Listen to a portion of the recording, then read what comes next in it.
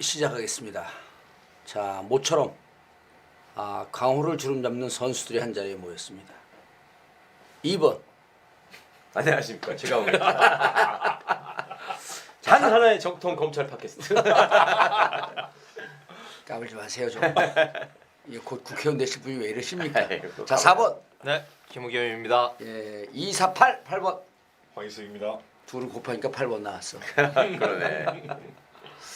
자, 모처럼 저희가 BJTV와 손해은TV가 함께 이제 앞으로 우리 열린민주당 공식적인 내용 지금까지 뭐 여러 후보님들 같이 왔었고요.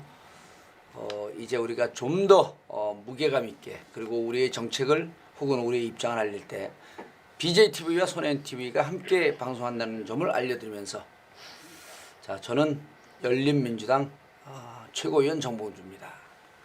자, 근데 오늘 MBC 충격적인 보도를 보고 청와대 공직기강 비서관에 있었던 최강욱 전 비서관 그리고 검찰 인권국장에 있었던 전 황희석 인권국장 그리고 27년간 한겨레 몸을 담고 청와대 대변인 출신의 김의겸 이 세 분들이 모여서 이걸 해설해 주면 얼마나 좋을까 라고 하는 얘기를 MBC 보도를 보면서 많은 분들이 생각했다는 거예요. 우리 후보님들이 생각한 것뿐만 아니라 네. 그래서 이거는 우리가 해설하지 않으면 내용을 도대체 이 무슨 일이 벌어지고 있는 건지 자, 일단 MBC 보도 근데 마이크는 여기 있구나. MBC 보도 내용에 대해서 어느 분이 정리해 주시겠어요? 제가 먼저 간단하게 말씀드리겠습니다. 그렇죠. 이제 아우부터 이렇게 쭉 치고 올라오는 게 8, 4 이렇게 나갑니다. 채널 A 기자가 현재 그 구금돼 있는 수용자의 어떤 가족에 대해서 수사를 계속하겠다라고 하면서 겁을 주면서 예. 유시민 작가, 기타 문재인 정부의 중요 인물들에게 돈을 줬다라는 진술을 해달라. 그렇지 않으면 당신이나 당신 가족에 대한 수사나 뭐 기타 등등이 가해질 것이다. 예, 다시 재수사가 들어갈 것이다. 예, 이 급박을 하면서 그 허위 진술을 해달라고 요구를 했고요. 예. 그리고 이 그런 요구를 한 것이 단지 언론 자체만의 어떤 뭐 어떤 움직임이 아니고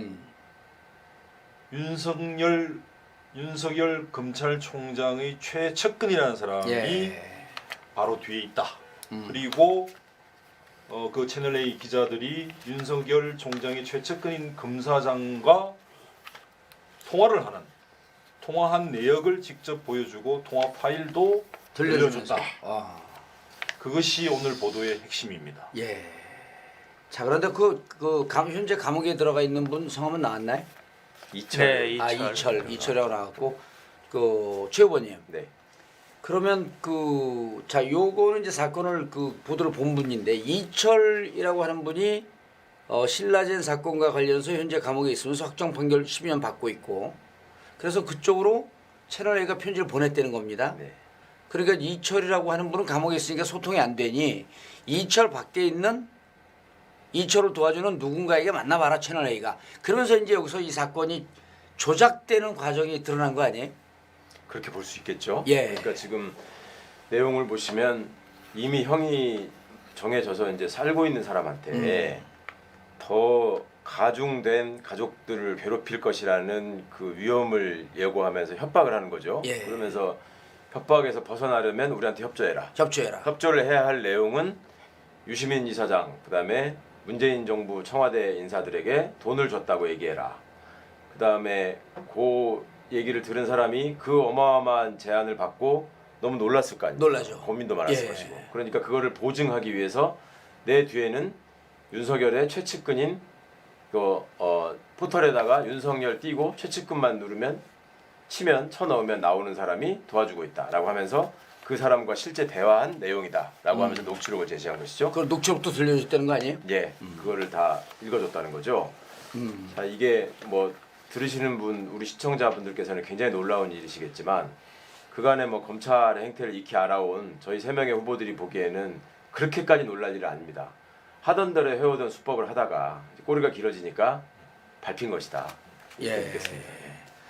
자, 본격적으로 들어가기 전에 이게 채널 A 일개 방송국인데 이게 보면 지금 일반인들이 보기에는 거의 범죄 행위에 가까워 보이지 않아요?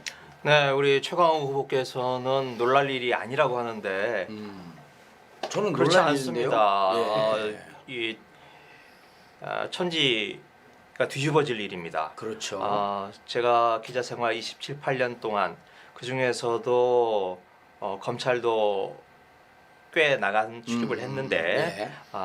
선배 기자들로부터 각종 무용담을 많이 들었습니다. 검찰 취재 어렵죠. 그럼 정보를 어떻게 캐내는지에 대해서 자기 무용담을 술자리에서 얘기를 합니다.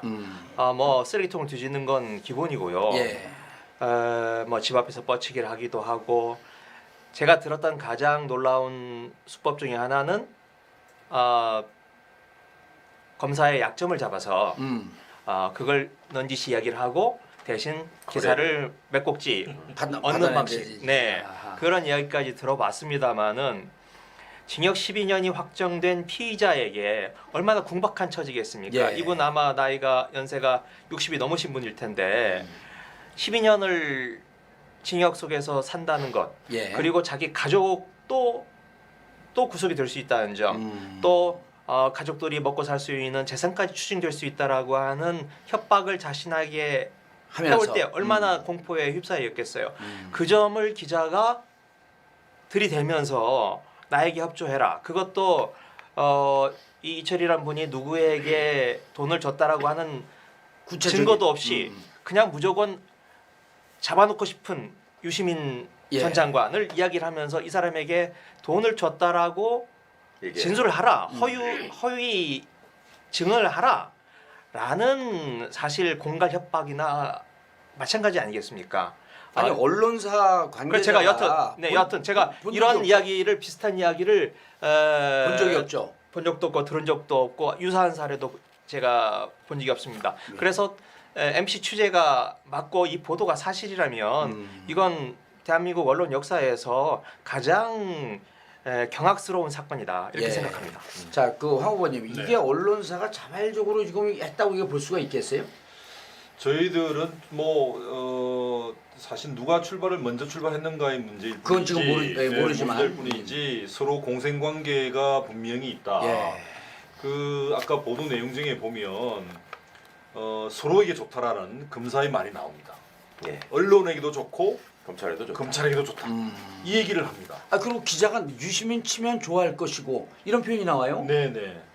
그 유시민을 친다는 거는 결국 사실은 지금 우리 문재인 정부를 지지하는 유력한 인물 중에 한 분이잖아요. 예.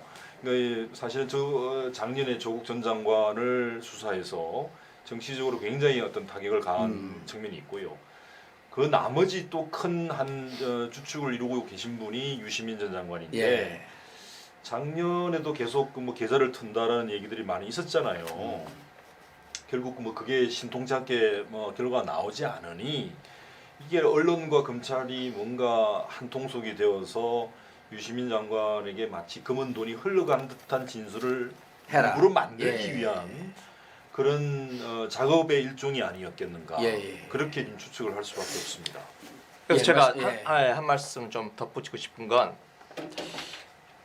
저 MBC 보도를 보면서 드는 의문점이 만일 검찰이 직접 유시민 전 장관을 타겟으로 했다면 예. 굳이 이렇게 윤석열 총장의 측근이라는 분, 이 지금 수사 라인에 빠져 있는 분이거든요. 예. 네. 그리고 누군지 아시는 것 같은데 저는 전혀 모르겠습니다. 어디서 그리고 말을 내십니까? 그리고 검찰이 굳이 기자를 동원하지 예. 않더라도 지금 이 사건 신라젠 사건은 서울 남부지검 금조 1부, 예. 2부에서 지금 하고 있는 것으로 예. 알고 있습니다.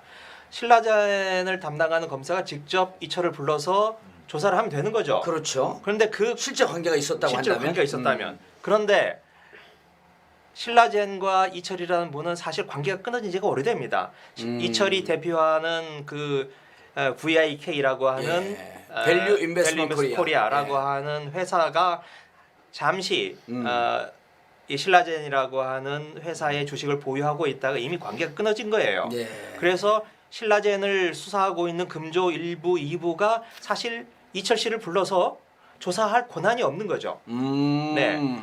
그런데 어떻게 해서든지 이 사건에 유시민 장관을 끼워넣고 싶은 검찰과 언론이 서로 외곽을 때리는 노련한 전술로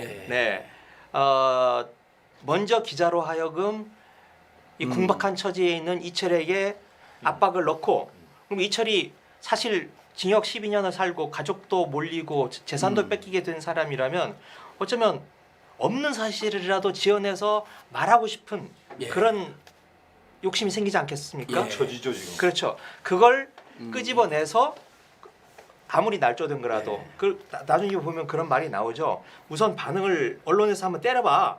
그러면 당연히 반응이 나올 거고 그러면 수사에 도움이 될 거야. 이렇게 말을 하지 않습니까?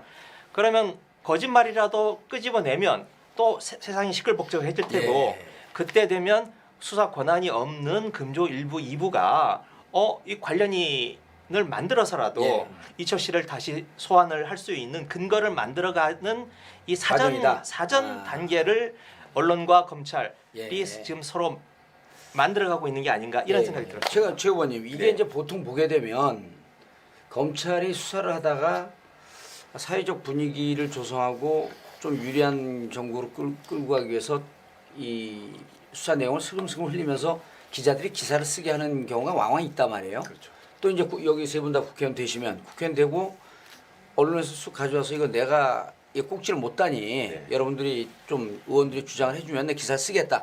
이러한 정도의 일정 정도 공생관계는 있어요. 이게 범법 행위는 아니거든요. 물론 이제 피의사실 공표 이런 건 범죄 행위로 볼 수 있지만 자 그런데 통상적으로 보는 수준은 지금 완전히 뛰어넘어가서 검찰이 거의 불법 상황을 만들어가는데 이 유력한 채널 A의 유력한 기자를 지금 말로 쓰고 있단 말이에요. 이 정도쯤 되면 범죄 행위 아니에요 이게? 그럼요. 특별수사의 기법이라고 이제 소위 그 특수통 검사들 사이에 내려오는 기법이라는 게 어떤 수법이냐면 크게 보면 두 가지가 있습니다. 하나는 그 힘없고 약한 아랫사람을 데려다가 그 사람을 압박해가지고 내지는 그 당사자와 굉장히 가까운 친척이나 가족들을 불러서 압박을 해가지고 당신이 불지 않으면 무사하지 못할 것이다. 이른바 이제 앵벌이식으로 쫙 훑어 들어가는 거 아니에요? 너는 빼준다. 요게 이제 하나가 있고요. 두 번째가 사건을 만들어가는 과정입니다. 언론을 통해서 어떤 얘기를 만들어서 흘리고 그거를 받아가지고 수사의 단서로 삼고 수사를 해나가면서 내용들을 또 가고자 하는 방향으로 내용을 만들어서 흘리고 이 과정에서 이제 언론과의 빨대 유착관계가 생기죠. 그런데 우리들 네티즌분들이 정말 대단하시다고 느낀 게 제가 지금 채팅창을 보다가 한만호 사장이 생각난다고 올리신 분이 있었어요. 한만호 사장이 누구냐면 한명숙 총리 사건에서 두 번째 사건이죠. 첫 번째 사건은 의자가 돈 받았던 사건이고 무죄가 됐죠. 두 번째 사건이 한만호라는 건설업을 하시던 분이 한신공역.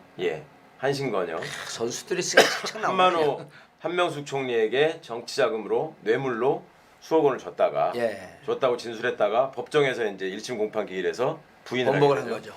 안타깝게도 그 한만호 사장은 지금 고인이 되셨습니다. 그 한만호가 그 사장의 일가가 거의 지금 다 돌아가셨는데요. 제가 한만호 사장의 변호인이었습니다. 그때 당시에 검찰이 보였던 수법은 전형적인 정치 검찰의 모습이었습니다. 거의 상황이 비슷합니다. 한만호 씨가 회사의 어떤 그 문제로 인해서 부도가 나가지고 부정수표단속법 위반 등의 혐의로 실형이 확정이 됩니다. 그 살고 있는 사람을 지방의 교도소에 내려간 사람을 서울구치소로 불러 올립니다. 그래서 검사가 불러다가 계속 설득을 합니다. 알고 있는 야당 정치인 이름을 전부 다 써라. 그렇게 시작하거든요. 그런데 이분이 과거에 일산 파주 근처에서 사업을 하면서 아는 정치인이라고는 다 당시의 여권 정치인, 한나라당 정치인들 뿐이었어요. 그 이름을 쓰니까 검사가 굉장히 화를 냅니다. 이거 지금 뭐 하자는 거냐? 이런 거 말고 뭐 원하는지 알지 않냐? 이렇게 계속 압박을 하거든요. 그 뒤에 이제 한만호 사장에게 당신 가석방 돼서 나가서 사업 다시 해야 될 거 아니냐? 내가 도와주겠다. 비슷하죠 지금. 그 다음에 만약에 말을 듣지 않으면 가족들. 그 다음에 네 주변에서 앞으로 사업 재기를 위해서 도와줄 사람들 전부 다 가만두지 않겠다라고 그 사람들을 차례차례 부르고 그 모습을 보여줍니다. 자, 그러고 나서 나중에 한만호 씨가 결국 그 압박을 이기지 못하고 불러주는 대로 진술을 하게 되고 그거를 나중에 공판이 시작되기 전에 연습까지 시킵니다. 그 연습을 시키면서 액수를 자꾸 헷갈리니까 예를 들면 9억을 전부 다 갖다 줬다고 했는데 맨 처음에는 2억, 4억, 2억으로 하자. 2억, 4억, 3억으로 할까? 자기들끼리 그러다가 이게 이제 만들어낸 얘기를 외워서 하려니까 자꾸 틀리는 거죠. 예. 그러니까 야! 새끼야 그것도 못 외우고 그냥 헷갈리니까 333으로 해가지고 3억, 3억, 3억 세 번 갖다 줬다. 요걸 계속하지 마십시오. 아니 검사가 그랬습니다. 검사가. 네. 저는 그냥 전달할 뿐입니다. 그렇게 해서 결국 그렇게 사건을 만들고 나중에 더 기가 막혔던 장면은 그 사건을 왜 만들었느냐. 당시에 기억하실지 모르겠지만 오세훈 서울시장과 한명숙 서울시장 후보의 서울시장 선거전인 지방선거가 붙었을 때입니다. 그때 여론조사 결과로는 오세훈 씨가 상당히 앞서는 걸로 나왔었는데 예. 결국 아슬아슬한 차이로 계속 추적을 하고 있어요. 2010년도입니다. 석패를 하거든요. 그 결과가 나왔을 때 이 사람이 불려간 검사 방에서 이 친구는 지금도 검사를 하고 있습니다. 동아일보가 펼쳐져 있는 걸 봅니다. 그 동아일보를 보고 있던 검사가 그 전까지는 뭐라고 그랬냐면 한만호 씨한테 여론조사 결과를 보여주면서 여기 훨씬 앞서가고 있으니까 걱정하지 마라. 당신이 도와주면 아무 문제 없이 해결할 수 있다 예. 라고 얘기를 합니다. 이 사람이 이거를 서울시장 선거에 이용하려고 하는구나 라고 생각을 하고 검사에게 부탁을 합니다. 다 좋다. 당신들 원하는 대로 다 진술해 줄 테니 그리고 내 사업을 나중에 재개할 수 있도록 도와달라. 단 선거 전에 이 얘기를 터뜨려 가지고 이용하지는 말아줬으면 좋겠다. 검사가 약속을 합니다. 그런데 그렇지 않았죠. 그렇죠. 선거 전에 다 터뜨리고 난 다음에 그 다음에 선거 결과가 나온 날 한만호 씨가 검찰청에 다시 불려갑니다. 예. 그때 그 분위기를 저한테 얘기해 준 적이 있습니다. 완전히 싸늘해져 있었다는 겁니다. 그러니까 약속은 다 그 먹어버린 거지. 약속은 당연히 먹었고 생각보다 표 차이가 너무 적으니까 우리 때문에 오세훈 이겼구나 라는 거를 환호하기에는 너무나 이 차이가 적었던 거예요. 그러니까 이게 정치적으로 나중에 큰 타격을 입을 수 있다는 걱정 때문에 예. 검찰 분위기가 쌓였다는 얘기를 들었었거든요. 예. 그리고 그 한만호 씨가 공판정에서 진술을 번복하고 진실을 말한 이후로 한만호 씨하고 같은 방에 있었던 재소자들을 세 사람을 데려다가 회유를 합니다. 가짜로 증언을 해라. 한만호 씨가 검찰에 갔다 돌아와가지고 앞으로 내가 법정에 가서는 이 진술을 바꿔가지고 한명숙 씨한테 잘 보여가지고 사업을 할 거야 라면서 연습하더라. 예. 한 사람은 상습 마약 사범, 한 사람은 사기 전과 7번, 또 한 사람이 있었습니다. 예. 여기까지 지금. 이 사람은 법정에는 나타나지 않았습니다. 자, 이 얘기도 조만간 알게 되실 겁니다. 예. 그런데 여기서 제가 지금 드는 생각은 자, 이런 수법이 지금 이제 계속 발전되고 예. 진화돼 있다 보니까 과거에 윤석열 총장이 윤석열 검사 시절에 가장 많이 써먹었던 수법이 언론을 통해서 사건의 장벽을 돌파해가면서 여론의 도움을 받아서 수사를 한다라는 게 자기의 장점이라고 내세웠던 사람입니다. 예. 그리고 그 언론 플레이를 제일 잘하는 사람이 최측근. 그렇죠. 그거를 후배들한테 전수해주면서 예. 존경을 받고 언론 입장에서는 어디서 도저히 얻을 수 없는 특종을 하나씩 제공해 주는 예. 거죠. 그걸로 이제 특종을 던지는 것으로 조정을 하는 겁니다. 알겠습니다. 자, 이 사건 네, 하나만 좀 덧붙이자면 그 아까 한만호 씨 사건 같은 경우에는 검사가 직접 피의자에게 압박을 가하는 거였고요. 예. 최근까지 있었던 사건은 이 사건은? 검사가 먹잇감을 기자들에게 그냥 나눠주는 사건이었죠. 예. 그런데 어디까지나 오늘 사건은 받아먹는 틀려요. 사건이었는데 지금 사실 저는 아직도 보도가 잘 안 믿겨집니다. 이 MBC 보도가 사실인지. 그런데 만일 저게 사실이라면 아니 MBC가 사실 아닌 걸 보도할 리는 없잖아요. 제가 기자니까, 100% 네, 100% 일단 제가 가정을 지금까지 기자 생활을 해오면서 이렇게까지 있을 수 있나? 아니 이 사건은 너무나 충격적이에요. 네, 그래서 제가 충격이라는 겁니다. 그래서 우리 최광욱 후보가 말씀하셨던 것과 달리 이번은 기자가 직접 운동장에 뛰어들어서 선수를 뛰고 있는 그것도 거예요? 선수도 그냥 어디 보조적인 풀백을 보는 선수가 아니고 제일 스트라이커로 앞에 나서서 예. 지금 골을 본인이 직접 넣겠다고 지금 나서고 있는 상황이거든요. 예. 그러면서 어찌 보면 검사의 어시스트를 받은 거죠. 예. 어떤 걸 받았냐면 지금 신라진 사건 하고 있다. 언제쯤 이철을 소환한다. 또 부인을 언제 소환한다. 이런 정보를 가지고 이철 씨를 겁박하니 그냥 조용히 대법원까지 확정돼서 조용히 징역을 살고 있던 사람에게 어느 날 날벼락이 떨어졌습니다. 그렇죠. 그리고 그 날벼락이 단순한 공갈 협박이 아니고 실체적인 진실을 가지고 있는 이 기자의 이야기이니 지푸라기라도 잡고 싶은 마음이 왜 들지 않겠습니까? 예. 그런 궁박한 처지를 이용하는데 기자가 직접 전면에 나가서 움직였다. 이 점에 있어서 제가 이 사건은 여태까지 있었던 어떤 검찰과 언론의 유착, 검언 복합체 유착을 뛰어넘는 그런 새로운 차원의 사건이다. 이렇게 좀 예. 생각이 듭니다. 자, 황 후보님. 네. 자, 이거 보시면 바로 직전까지 지금 법무부에 계셨었단 말이에요. 네. 그리고 이번에 우리 후보 출범하면서 조국 사건은 검찰의 쿠데타다. 네. 그런데 그러면서 이제 그 12월 말 1월 초를 겪으면서 실질적으로 이제 공수처 법안이 통과가 됐단 말이에요. 예. 그런데 이제 작년에 유시민 장관이 뭐라 그랬냐면 계좌를 뒤지고 있다. 이 얘기를 했어요. 네. 그리고 조국 수사를 보게 되면 유독 채널A가 단독을 계속해. 그러면서 이제 우리가 추적을 하면서 채널A와 뭔가 검찰과 콜라보가 이루어지는 것 같다. 네. 심지어는 조국 장관 집 압수수색 들어갈 때 채널A가 앞에서 뻗치기 하고 있었단 말이에요. 먼저 가서 기다리고 먼저 있었죠. 가서 기다리고 있었다고요. 네, 네. 근데 자 이제 중요한 거는 이게 2월 달에 했다라고 하는 것은 지금 이게 검찰 내부에서 뭔가 되치게 하려고 하는 네. 이런 느낌은 안 보여요? 당연히 그렇고요. 근데 전제로 금방 그 김무김 후보께서 말씀하신 것처럼 그 기존의 검언 어떤 뭐랄까 유착의 수준을 넘어선다라고 했는데 저는 뭐 물론 맞습니다. 언론이 직접적으로 이철 대표를 접촉을 한 측면에서는 굉장히 놀라운 일이죠. 예. 그런데 예전에 저도 생각하기에 우리가 최측근이라는 사람이 저는 뒤에서 조정을 하고 있다고 보는 거죠. 아하. 왜 그러냐 하면 이제 채널의 단독 플레이가 아니라는 얘기 아니에요? 그렇죠, 그렇죠. 그러니까 이제 녹취록도 아까 뭐 간략하게 나오고 그에 대해서 그 현직 검사장이라는 사람이 반론을 하는 나는 녹취를 한 적이 없고 통화를 한 적이 없다라고 얘기를 했거든요. 아주 자신만만하게. 근데 그거는 까보면 될 거고요, 나중에. 근데 예를 들어서 그 이유는 뭐냐면 현직 검사장이라는 사람이 저도 이제 추측되는 사람인데 현재 수사 라인에 있지는 않아요. 현재? 소위 말해서 지난 1월달에 있었던 인사에서 저기 어디로 갔죠? 물을 먹었죠. 예. 물을 그래서 물 좀 마실까요? 진짜 물을 먹었군요. 예, 계속하세요. 물 여러 번 먹지 않았어요? 분위기에 찬물을 끼얹고 있어요. 지금. 찬물을 드시죠. 하여튼 그냥 뭐 물을 먹었어요. 그래서 이 사람이 직접 전면에 나설 수 없는 처지에 있는 거예요.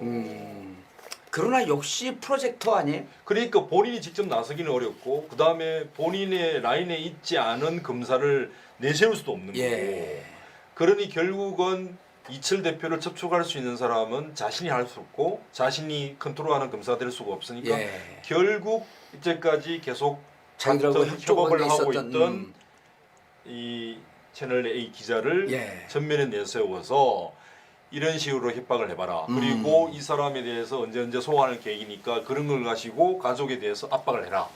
그러면 이 사람이 일정하게 진술을 도와줄 수도 있을 것이다. 그러면 그것이 검찰과 언론 둘 다에게 이익이다. 이렇게까지 얘기를 한 거라고 저는 생각을 하거든요. 네, 그리고 그 녹취록에 따르면 그렇게 한번 때려봐서 반응을 나한테 알려달라고 얘기하지 않습니까? 그러면 또 그 반응을 가지고 검찰에 직접 수사를 하고 있는 팀에게 넘기겠다. 팀에게 연결해주고 그러면서 한 발자국씩 서로 나갈 수 있도록 하는 그런 이제 조율사 역할을 한 게 아닌가 그림표를 싶습니다. 정리합니다. 자, 프로젝트를 기획한 사람은 윤석열 최측근, 그리고 여기서 제1선에서 말로 뛰고 있는 게 채널A의 기자. 그럼 여기서 둘이 그냥 둘만의 작품이 아니고, 자, 네가 들어서 또 한번 두들겨보고 조용히 해라. 너무 우리가 시끄럽게 떠드니까 얘가 대답하네. 자, 그러면 네가 때려보면, 때리고 나서 언론에 보도가 나오게 되면 검찰이 움직일 것이다라고 하면서 검찰은 딱 스탠바이를 하고 있는 거로 보이는 거 아니에요? 조금 더 정리를 한번 해보겠습니다. 자꾸 최측근 그러니까 걔가 최씨인 것 같은데 최씨 아닙니다. 굉장히 기분 나쁜데 지금. 이거 좋았어. 물 좀 마실까요? 채널 A는 사실은 조국 장관 사건에서 여러 장면에 등장을 예. 합니다. 아까 이제 압수수색 사실을 미리 알고 집 앞에 가서 진을 치고 있었던 장면. 그다음에 조국 장관 청문회 날 정경심 교수를 기소하는데 예. 그 기소가 될 것이다라는 사실들을 단독으로. 새누리당 국회의원들을 찾아다니면서 계속 쪽지를 집어넣고 예. 알려줬던 게 채널A 기자들입니다. 그다음에 새해 1월 1일 날 저희 집을 경비실을 속이고 들어와가지고 문 두드리면서 소리 질렀던 기자들이 있었는데 결국 112 신고를 받고 쫓겨났는데 그 친구들도 채널A였습니다. 아니 자. 근데 요 대목에서 조국과 같은 레벨로 쫙 가는 거야. 중요한 얘기하고 있어요 지금. 자 그런데 한번 상식적으로 생각을 해보시죠. 기자가 왜 그랬을까요? 기자가 자발적으로 이렇게 한다면 여기 기자 다 계시지만 기자한테 가장 큰 욕심은 특종이에요. 특종이죠. 특종. 네. 네. 그 특종을 던져주면서 이용했던 게 정치 검찰의 행태예요. 근데 제가 아침에 말씀드렸지만 정치 검찰이 윤석열의 시대에 와가지고 검찰 정치를 하고 있다고 말씀을 드렸습니다. 이게 정치 검찰의 행태가 반복이 되면서 전직 대통령도 잡아놓고 전직 대법원장도 잡아놓고 이러면서 간이 배 밖으로 나왔습니다. 그렇죠. 그 다음에 현 정부에서 대통령의 가장 신임을 얻고 있다는 장관 가족까지 파멸시키는 일까지 해대고 있지 않았습니까? 함부로 이러다 가로수는 보니까 거죠. 네. 간이 배 밖에 나온 겁니다. 이 사람들은 이제 공생관계를 넘어서서 완전히 한 몸이 돼버린 예. 것이고 아무리 언론이 특종 욕심이 있다고 해도 그 수영 생활하는 사람한테 편지를 보내면 그 편지가 고스란히 남는 거 아닙니까? 근데 그거를 감수해 가면서 그 사람을 회유하고 협박할 수 있는 용기는 뒷배가 있지 않으면 뒷배가 나올 있지 수가 않아요. 없는 거예요. 누군가가 큰 뒷배가 야 우리가 좀 밀렸지만 지금까지 그럼요. 다시 한번 반격을 하고 사회로 총선 있잖아. 그럼요. 이렇게 추정이 가능한 거 그 아니에요? 뒷배는 무엇이냐? 그 뒷배는 검찰일 수밖에 없어요. 그리고 검찰은 왜 언론을 앞세워서 그렇게 했느냐? 목표가 나오지 않습니까? 유시민을 치면 또 청와대 관계자를 치면 검찰이 좋아한다. 그걸 노리는 바는 뭐였을까요? 이번 총선에서 여당이 참패하게 되는 것. 아마 모르긴 모르겠지만 1, 2월부터 움직이면서 분명히 이 사람한테 총선 전에 도와달라는 얘기를 분명히 했을 겁니다. 예. 예. 그리고 또 하나 이런 짓들을 많이 하다 보니까 아까 이제 최 씨 아닌 최측근이가 그렇게 입장을 한숨이 다 내놨잖아요. 나오냐? 녹취록이 있을 수 없다. 예. 저는 그렇게 주장합니다. 이 친구도 언론하고 상대해본 경력이 많은 놈이고 가장 언론 플레이에 능한 네, 사람이죠. 나름 또 대가리를 잘 돌리기 때문에 그간에 이 친구하고 접촉해본 기자들 말에 의하면 전화를 하면은 전화로 하지 말고 텔레그램 비밀 대화를 하자. 예. 이런 식으로 해가지고 텍스트로 합니다. 텍스트로. 그러니까 지 생각에는 말로 한 거를 적은 녹취록은 없고 지가 텍스트로 적은 게 남아 있을 수 있었겠죠. 예. 자 그런 가능성도 있고 하니까 녹취는 없다라고 얘기했을 수 있고 예. 뭐 그 부분에서 저는 기자가 나 그 검사장과 대화한 게 있다. 당신에게 보여주겠다라고 하는 게 기자 입장에서 속였을 수도 있을 것 같습니다. 그거는 조만간 드러나게 될 것 같고요. 알겠습니다. 자, 그럼 추론해 보죠. 이게 유시민 장관 사건이 아니에요. 제가 보니까 유시민 장관을 치는 게 결국은 조국 장관을 잡으려고 쭉 가다가 그때 당시 10월 11월에 이 별 조국 장관에 대해서 딱 그 꼭지가 딱 떨어지지 않으니까 그 다음서부터 10월 11월서부터 VIK가 흘렀단 말이에요. 네. 그리고 유시민 장관 관계 있다. 그 무렵에 유시민 장관이 기자 뒤지고 있다라고 하는 걸 직감을 했고 네. 자 이렇게 볼 수 있는 거 아닌가요? 쭉 자꾸만 엮으려고 그러는데 증거는 없어. 네. 증거는 없다 보니까 여기에 연루돼 있을 법한 자기들 그림표 속에서 그 사람의 증언을 끄집어내기 위해서 무모한 작전을 치고 들어갔다? 뭐 맞죠. 그거 당연히 그런 거고요. 거기에 이제 유시민 장관이나 예. 아까 저기도 문재인 정부의 중요 청와대 근무하고 있는 중요 인물들이라고 나옵니다. 그러니까 이제 그 사람을 여기. 특정을 하지 않고요. 예를 들어 청와대에 있는 중요 인물이면 누구든지 괜찮다는 얘기입니다. 그 사람에게 돈이 흘러갔다는 그 진술만을 해달라라는 예. 것이고요. 저는 이제 아까 배우에 대해서 최측근이라는 사람과 이 채널 A 기자 이렇게 예. 두 개의 구도로 보고 있는데 두 개의 구도고 뒤에 큰 배가 있을 것이다. 저는 이 수준을 넘어서는 세력이 저는 있다라고 보는 예. 거죠. 그러니까 소위 말해서 좀 자기 힘을 잃어버린 인사에서 물먹은 검사장 한 명, 예. 그 다음에 이 취재를 담당했던 법조 출입 기자 한 명. 예. 단지 이 사람들 두 사람 사이의 어떤 협업에 의해 가지고 이 문제가 나겠겠는가? 예. 사실 그건- 제가 볼 때는 최측근이 할 때는 결국은 이런 상황에 대해서 자신의 어떤 보스라고 할 수 있는 그렇죠. 두목이라는 사람, 최측근의 뒤에 전체 총수라고 할 수 있는 사람이 네. 백업되지 않고서 이 사건이 진행될 수 없겠다. 과연 자기 혼자만의 얘기일 추정, 것인가. 추정입니다. 그다음에 그 최측근은 유시민 장관하고 무슨 악연이 있어서 그걸 시키겠냐고요. 그렇죠. 네. 그걸 생각해 보시면 되죠. 네. 그리고 자기가 그걸 통해서 뭘 어떻게 하겠다는 네. 거예요. 네. 그 결국은- 최측근 누군지 우리 다 아는 거죠. 대충 이제 짐작은 하고 있는 예, 거지만 여기도 막 계속 올라오더라고. 네, 네. 예. 아니 동아일보 기자도 채널A 기자도 마찬가지죠. 그 사람 기자가 자기가 이걸 뭐가 걸려 있다고 예. 누군가의 뒷배 없이 위에 있는 간부의 어떤 알겠습니다. 그거 없이 저도- 되겠냐 이거. 네, 여기 하나 한번- 잠깐만요. 왜 채널 A입니까? 그 내부를 좀 알잖아요. 왜 채널 A예요? 뭐 각 사람이 있죠. 언론사들이 검찰과 가깝다라고 하는 게 하나의 전통으로 이어지고 있습니다. 법조에 강한 언론사 하면 어디 이렇게 딱 꼽죠. 예. 그런데 그 강하다라고 하는 건 뭘 말하냐면 어느 특정 시점에 출입하는 기자의 개인적인 능력이 강하다 이게 아닙니다. 대대로 선배들이 유사를 받아내서 네, 그렇죠. 선배들이 가지고 있는 인맥을 그 다음에 이어받는 후배들이 계속 소개받고 서로 거래가 이루어지고 인사에서 좀 우호적으로 봐주고 또는 좋은 기사를 써주고 또 검찰은 또 적당히 흘려주고 예. 하는 그런 관계가 기자와 검찰 사이의 관계에서 대대로 이렇게 내려오는 겁니다. 채널 A 뭐 언론사 신생 언론사이지만 채널 A의 지금 주요한 간부를 이루고 있는 동아일보 출신 기자들 저도 개인적으로 알고 있습니다만은 대단히 유능한 기자들이었고 검찰 출입할 때 그런 얘기하지 마세요. 짜증나요. 네, 검찰과 누구보다도 밀접한 관계가 되어 있는. 네, 속내를 터놓고 이야기를 해왔던 기자들이라고 생각합니다. 그래서 지금 이 기사, 이 문제했던 이 법조팀장, 제가 뭐 나이나 연조가 어느 정도 되는지 모르겠습니다만은 이렇게 과감한 취재를 할 수 있었던 무모하다고 싶을 정도로 취재를 할 수 있는 것, 그 정도의 연배와 지위에 있는 사람이 독자적으로 할 수 있었을까? 의문이 들고 아까 최측근의 배우를 말씀하셨는데 저는 그 윗선과 윗선이 닿았을 가능성이 이 있겠다. 기자에게도 뭔가 있는 승인을 거죠. 해주는 네, 있는 또는 거죠. 격려를 해주는 선배들이 있지 않았겠느냐 알겠습니다. 이렇게 짐작을 해봅니다. 알겠습니다. 그 최강욱 후보님. 네. 자 이제 쭉 얘기하면서 오늘 이제 해설은 어느 정도 됐고 다 이해됐고 역대급 검언 유착이고 이른바 네. 검풍이다. 네. 그리고 목적은 총선을 흔들려고 그랬다. 네.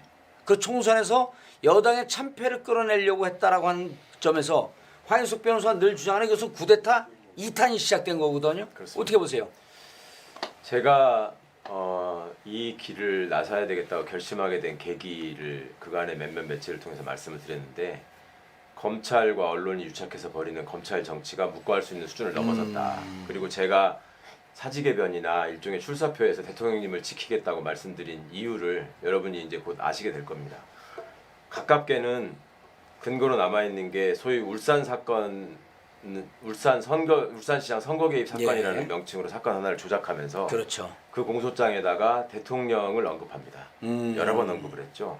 대통령 치겠다는 의도죠, 그게. 그렇죠. 그것은 선거 후에 선거 결과에 따라서 대통령님도 겨누겠다는 의지가 담긴 걸로 저희는 보았습니다. 예. 다음, 저를 어거지를 써가면서 엉터리 공소장을 만들어서 제가 그때 기소 쿠데타라고 표현을 했고 날치기 기소라고 법무부 장관께서 얘기를 했는데 그 내용도 결국 검찰 중간 간부 인사 발표 30분 전에 정상적인 결재 개통도 지휘 개통도 다 무시한 채 총장이 직접 지휘해서 차장 전결로 기소가 이루어지게 되거든요. 예. 그것은 자연인 윤석열이 자연인 최강욱의 범죄를 응징하기 위해서 기소한 게 아닙니다. 그건 검찰총장이 청와대 비서관을 겨눠서 기소를 한 겁니다. 비서관을 브릿지로 했고 결국은 대통령을 치고 들어가겠다. 그 다음에 청와대 그 비서관이 대통령을 치고 들어가는 브릿지가 되려면 경제수석실이나 소통수석실이나 시민사회수석실 같은 데는 브릿지가 되지 않습니다. 예. 대통령을 직접 보유하는 민정수석실의 비서관이었기 때문에 그런 의도가 있었던 것이고 더군다나 저를 그렇게 함으로 해서 제가 하루라도 빨리 쫓겨날 수 있을 것이라는 기대를 가지고 했던 일이라고 저는 생각했습니다. 자, 이 부분을 놓고 제가 이 길을 나서면서 자, 그동안에 벌여오던 이들의 행태가 선을 넘는 경우를 너무 많이 봐왔기 때문에 예. 언젠가는 세상에 드러날 수밖에 없을 것이다. 왜냐하면 너무나 기고만장해져 있었고 너무나 어이없는 짓들을 많이 벌여오면서 너무나 많이 유착돼 있었기 때문에 예. 그 조 장관 사건에 있어서 검찰과 언론이 주고받는 그 이상한 티키타카를 보면서 예. 이거는 터질 수밖에 없는 일이라는 생각을 하고 있었는데 안에서 속속히 들여다보고 있었던 거 아니에요? 결국 오늘이 온 것이죠. 알겠습니다. 꼬리가 자, 밟혔다. 이번에 이겁니다. 총선을 흔들고 그 총선을 흔들므로 인해서 결국은 문재인 대통령 턱 밑까지 칼을 겨냥하겠다라고 하는 쿠데타라고 규정할 수밖에 없는 거 아니에요? 그리고 거기에서 지금 그 재승이나 이런 등등의 목을 메고 있는 채널 A라고 하는 것을 그 절박한 실정에 있는 채널 A로 말로 썼고. 네. 그래서 지금 채널 A 재승인 예. 보류가 됐죠. 네. 그리고 4월 아마 4월 안에 예. 그 결정을 내려야 되는 것으로 보이는데 저는 이번 사건에 대해서 철저하게 조사를 해서 예. 채널 A 재승인 문제에 대해서 심각하게 MBC 보도가 맞다면 예. 이라고 하는 전제로 맞습니다. 네. 잠깐만 그만 얘기하세요. 철저하게 조사를 해서 채널 A 재승인 문제 이 내용이 포함되어야 된다라고 생각을 합니다. 예. 그리고 대통령을 겨냥하는 것도 있지만 저는 유시민 전 장관 제가 지금 이 MBC 보도를 보고 있는 유시민 이사장이었다면 예. 어땠을까 하는 심정이 듭니다. 유시민 정말 고군분투했죠. 예. 조국 그 국면에서 혼자서 우리도 좀 뛰었어요 좀. 네, 죄송합니다. 온갖 미움을 다 예, 샀을 텐데 그 미움을 이렇게 지금 발산하고 있는 걸로 보여지고 맞습니다. 유시민 이사장이 정말 털끝만치라도 본인이 가슴에 찔리는 게 있었더라면 과연 그렇게 용감하게 할 수 있었을까? 이런 의문, 이런 생각도 들면서 그렇죠.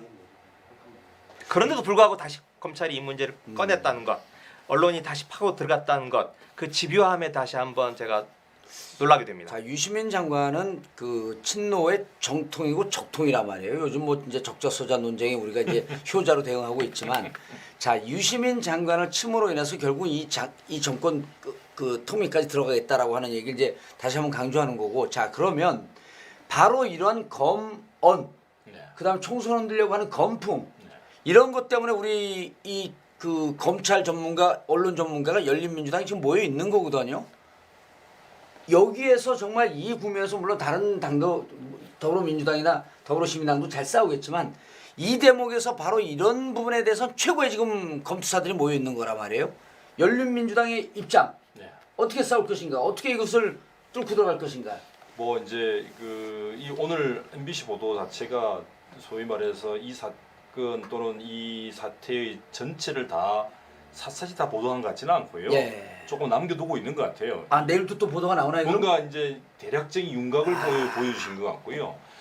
아마 오늘 게 다가 아니다. 제 생각엔 그렇고 어쨌든 저쪽의 반응, 검찰이나 예. 채널 A 반응을 보고서 다시 추가로 움직이지 않을까 싶고요. 뭔가를 보통 할 때는 이렇게 1탄, 2탄, 3탄 이렇게 보통 준비를 네, 하죠. 이렇게 큰 사건을 MC가 보도하면서 그냥 한꺼번에 다 털어먹지는 않을 겁니다. 오늘 패를 다 깐 건 아니다. 저쪽 반응을 보고 내일 또 대응을 하고 네, 대응을 하겠다. 그리고 옛날에 최순실 할 때도 한 번 안 틀어먹었거든요. 여기 최순실 전문가였구나. 그럼, 네. 그리고 다, 이제 다 계획이 있죠. 아니 근데 지금 MBC가 지금 이제 그 환경이 좋아진 게 네. 열린민주당이라고 하는 최강자들이 나타났거든. 네. 예? 진짜가 나타난 거 아니야. 계속하세요. 여기 그래서 이제 제 좀 생각에는 질투하라고 당신은. 우리도 이제 뭔가를 좀 차근차근 밟아야 될 것 같고요. 한 예. 번에 뭔가 우리가 할 수 있는 문제는 아니고 다만 이제 저희들이 갖고 있는 강점은 그 내부를 잘 알고 있다는 거죠. 내부를. 이게 언론 쪽에서는 김의겸 후보가 소위 그 언론계의 어떤 흐름들을 다 꿰차고 계신 것 같고 최강욱 후보나 저는 또 검찰하고 이쪽 법무부에서 어떻게 해야 될 것인가 또 예. 어떤 생리로 움직이는가를 저희들은 좀 알고 있으니 사실은 이제 저희들이 오늘 열린우리당의 성명서를 이미 발표를 했습니다. 열린민주당의 성명. 열린민주당입니다. 죄송합니다. 뭐라 그랬어, 금방? 열린우리당이래. 저도 아직까지 이게 이 아저씨가 진짜. 열린민주당의 성명서가 이미 나갔을 거로 저는 알고 있고요. 그 열린민주당의 성명서에 보면 저희들이 앞으로 어떻게 대처하겠다는 그 방향이 잘 나와 있습니다. 예. 저 간단히 말씀을 예, 드리자면 내용 소개하세요. 예. 일단은 법무부가 바로 감찰에 착수를 해야 됩니다. 네. 현직 검사장이 연루되어 있는 것이 거의 뭐 확실하다고 보이지고요. 왜냐하면 그 녹취록을 실제로 어떤 뭐 검사장의 어떤 얘기들이 그대로 나와 있다고 봅니다. 그리고 통화 녹음도 돼 있는 걸로 알고 있고요. 그런 상황이라면 현직 검사장에 대한 감찰 그리고 주변 사람들에 대한 감찰은 불가피하다. 아하. 근데 이제 문제가 있습니다. 지금 현재 감찰 제도를 우리가 고친다고 해서 지난번 검찰 개혁을 할 때 나름대로 노력을 했습니다만 사실 검찰 쪽에서 엄청나게 또 저항을 했었어요. 법무부가 직접 감찰을 하는 것들을 굉장히 폭넓게 하려고 했는데 그에 대해서 어마어마한 저항이 있었습니다. 예. 그러면서 아주 어중간하게 법무부가 직접 감찰할 수 있는 요건이 굉장히 까다롭습니다. 그래서 법무부 장관이 직접 감찰을 하여튼 시도해야 되고요. 예. 만약에 안 된다면 대검 감찰부와 법무부 감찰관이 공동으로 합동으로 옛날 우리 합동수사본부 이런 거 많이 예. 들어보셨잖아요. 그런 것처럼 합동으로 감찰을 들어가는 게 맞습니다. 감찰을 해야 할 수밖에 없는 역대급 사건이 터졌다. 네. 알겠습니다. 자, 열린민주당의 언론 대응. 네, 그건 이제 법무부 감찰이 그렇게 현직 검사들에 대해서 들어가야 되는 거고 지금 뭐 주요한 플레이어로 뛴 채널 A 기자에 대해서는 법무부에서 할 수 있는 게 아니고 제가 보기에는 그건 경찰에서 경찰 수사를 의뢰해야 된다. 경찰에서 아하. 직접 이 문제에 대해서 수사를 해야 된다고 생각합니다. 법률적으로 이게 공무원의 직권남용에 대한 공범이 될지 예. 아니면 이 공갈 협박이 될지 제가 법률적으로는 좀 따져봐야 뭐 위조 되겠습니다만 교사가 될지 이제 그런 거는 두 변호사들이 알아서 할 알아서 거고. 할 문제고 지금 초유의 일이 발생한 사건이고 예. 그리고 선거를 임박해서 이런 제가 보기엔 미수에 그쳤지만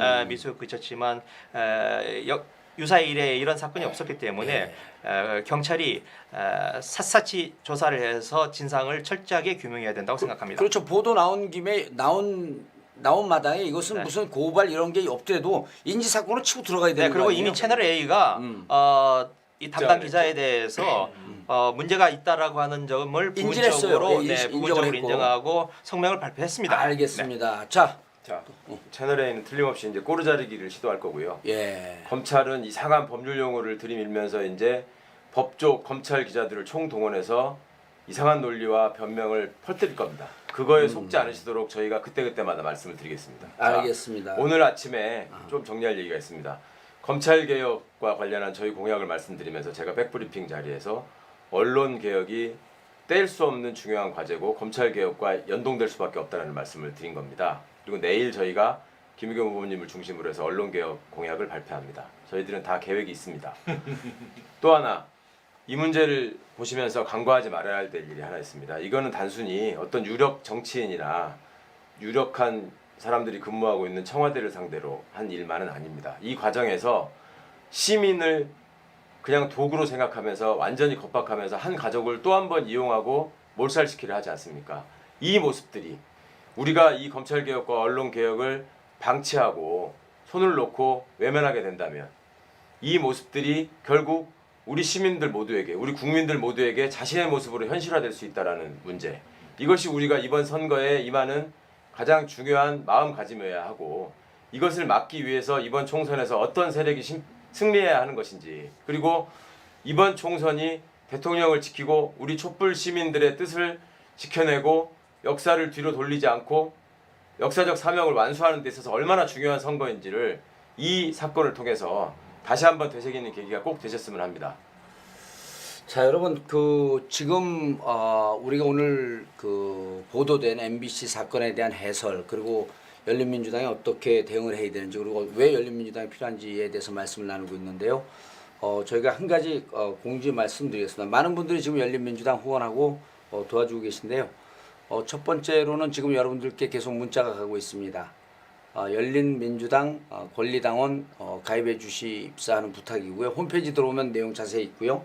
그리고 열린민주당 후원금을 지금 받고 있습니다. 마찬가지로 홈페이지에 자세히 나와 있고 내일 오후 1시 저희의 세 번째 버전 열린 펀드를 공모합니다. 열린민주당의 선거 자금을 위해서 열린 펀드를 설립하고요. 4월 1일 내일 오후 1시 열린민주당 홈페이지에서 공모를 시작합니다. 자, 저희가 42억 규모의 펀드를 조성하고요. 지지율 3% 넘는 정당에게는 중앙선관위에서 선거 비용을 보존합니다. 선거 3개월 후에 선관위에서 선거 비용을 보존받으면 열린 펀드는 목표 수익률 약 한 2%의 이자를 붙인다는 말씀입니다. 목표 수익률과 함께 펀드 출연자에게 출자금을 전액 상환합니다. 2% 연리 2% 이자와 함께 열린 펀드 내일 오후 1시에 열려라 참깨 드디어 문을 엽니다. 공모에 많은 분들이 참여해 주시길 바라겠습니다. 내일 오후 1시에. 자, 제가 이거 하는 동안에 어떤 분이 그 문자를 보냈어요. 뭐라 그랬냐면 3시 나왔을 땐 정봉주 넌 나오지 마라. 다 선수지 않냐. 그래서 내가 훈장질을 하지 말고 그냥 꺼져라. 너 같은 인간 때문에 맥 빠져. 야, 이럴 때 나도 숟가락 꽂고 좀 먹고 살아야지. 여러분, 근데 이렇게 또 이 비난해 주는 사람도 없이 무관심하면 이거 그냥 인생 죽으란 얘기거든요. 그래서 자, 여러분 오늘 최강욱, 김의겸, 황희석 검찰 개혁의 최고의 선수, 그다음에 언론 개혁의 최고의 선수, 그다음에 열린민주당이 절대 필요 없는 존재 정봉주. 이제 속이 시원하냐 이놈아?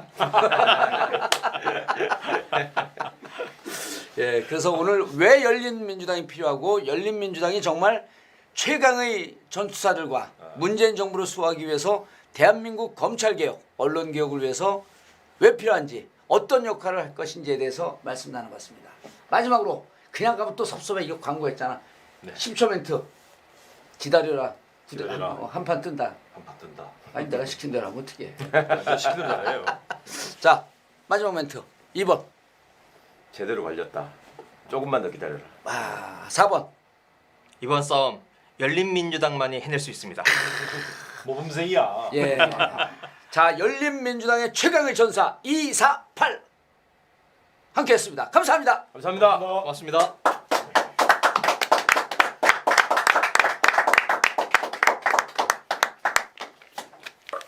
아이고. 고생하셨습니다. 몇 분이나 한 거예요? 50분이나 했네요. 잠깐 놀고 싶으냐?